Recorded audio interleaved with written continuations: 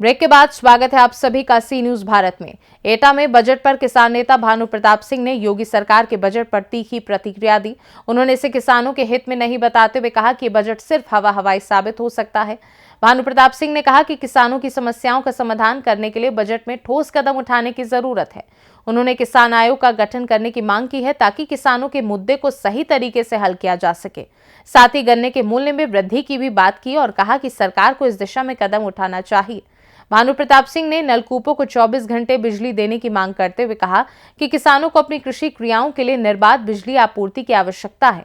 इसके अलावा वह बिजली के निजीकरण के खिलाफ हैं और मंत्री ए.के. शर्मा पर सवाल उठाते हुए सरकार से इस पर गंभीर विचार करने का आग्रह किया। बताना चाहता हूं कि जो कीमत पार साल गन्ने की थी, क्या एक साल बाद कीमत नहीं बढ़नी चाहिए?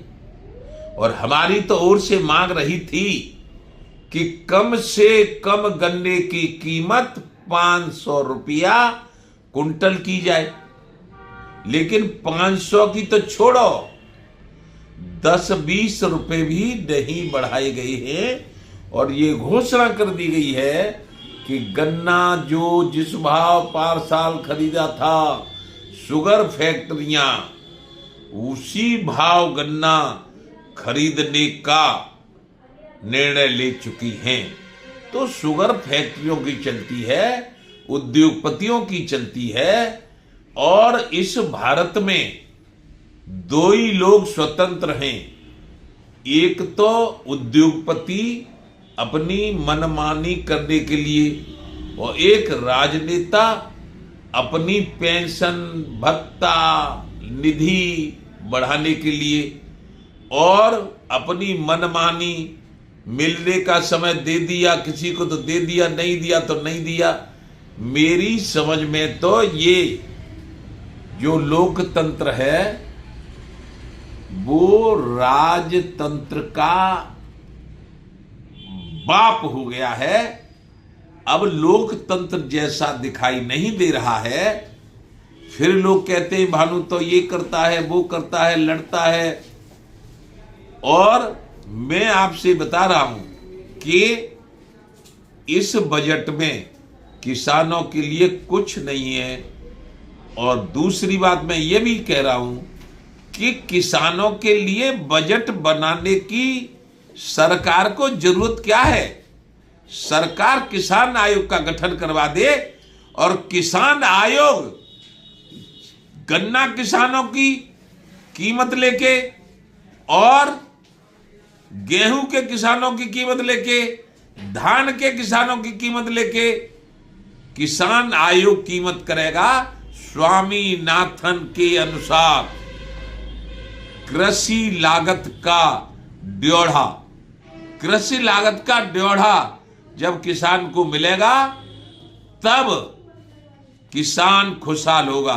आज जो गन्ने की कीमत मिल रही है वो गन्ने की कीमत है कि एक मजदूर जो 400 रुपए लेता है, 1 कुंटल गन्ना काटे और फिर उसको छीले और फिर उसको धीरे धीरे ट्रॉली में भरे, पूरा शाम हो जाएगा, 400 रुपए वो ले जाएगा और गन्ने का भाव मिलेगा 370। तो घाटा ही घाटा है।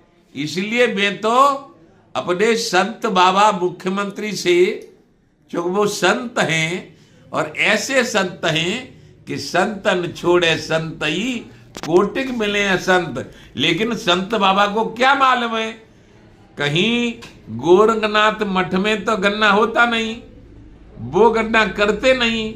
वो तो मुख्यमंत्री की कुर्सी पे बहुत आराम से रह रहे हैं और अच्छा काम कर रहे हैं, लेकिन किसानों के लिए जो मैं कह रहा हूं, मैं ट्रैक्टर चलाता हूं, मैं खेती करता हूं, मैं गेहूं करता हूं, मैं धान करता हूं, और मैं गन्ना के किसानों को भी जानता हूं कि गन्ना को गोड़ते हैं, खाद लगाते हैं, बांधते हैं, काटते हैं, छीलते हैं, फिर उसको मिल पे भेजते हैं। तो इसमें कितनी लागत आती है। इसलिए माननीय मुख्यमंत्री जी, प्रधानमंत्री जी को भेज दो खबर कि हमारा मांग है किसान आयोग का गठन किया जाए और किसान आयोग में एक भी राजनेता नहीं रहेगा, सब किसान रहेंगे और किसान आयोग ही फसलों के दाम तय करेगा। उसी पे सबको खरीदना पड़ेगा। जो उस कीमत पे माल नहीं खरीदेगा उसके खिलाफ कार्रवाई होगी, उसको जेल जाना पड़ेगा।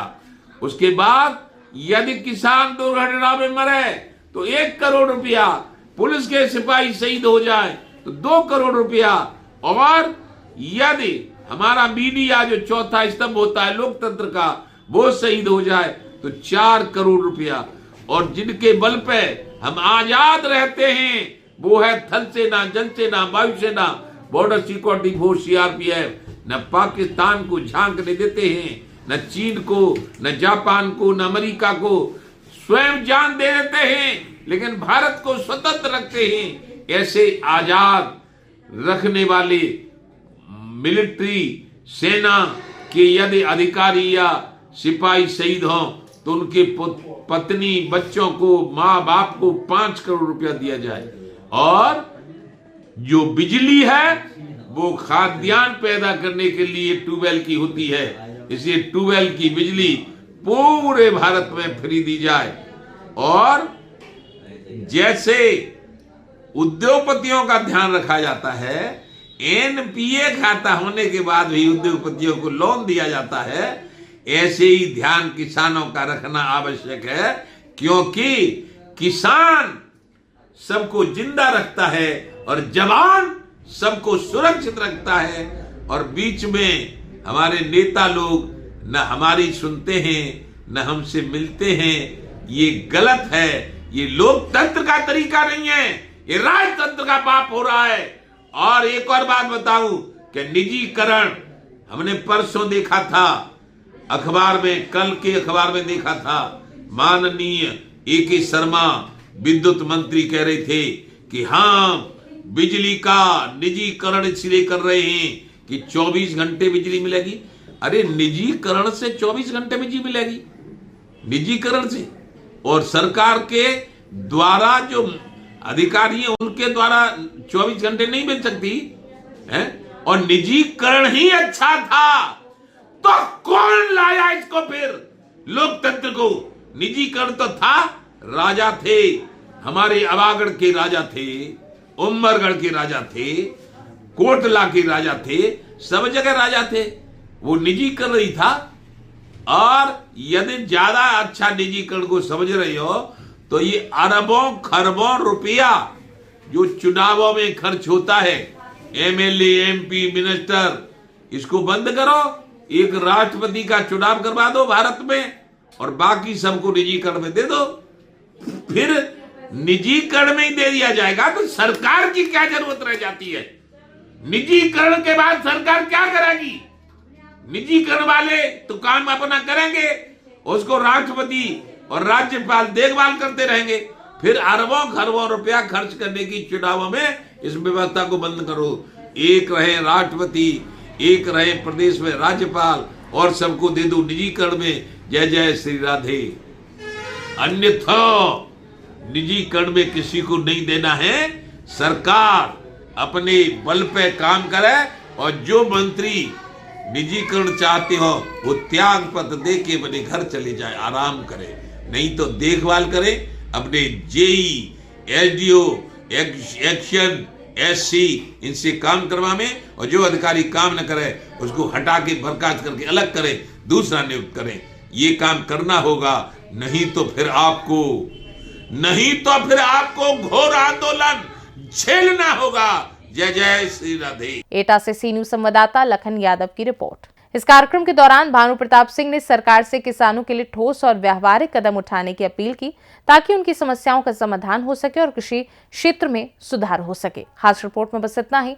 देश दुनिया की बाकी खबरों को जानने के लिए आप देखते रहिए सी न्यूज भारत।